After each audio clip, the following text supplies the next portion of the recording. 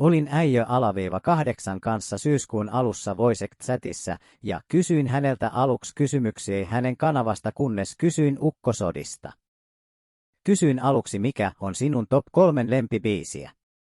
Johon hän vastasi, että numero 3 numero 2 Everybody Wants Torstai Rule the World ja numero 1 Messages from the Stars ja hän sanoi, että hän toivoo, että hän saa käyttää noita jokaista joskus Ukkosotien aikana.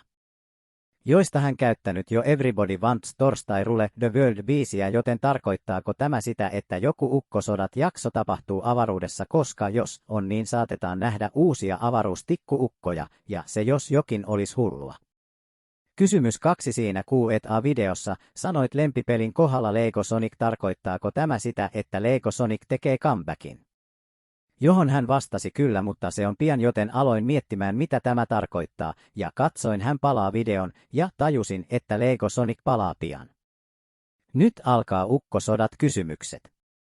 1. Milloin tulee Ukkosodat 5. osa 2, johon hän vastasi lokakuussa ehkä. 2. Onko Ukkosodissa ARC-juttuja, johon hän sanoi jo, ja eka alkaa jakso 6. 3. Montako jaksoa on Ukkosodissa, ja sanoi eli hän ei halunnut sanoa vastausta.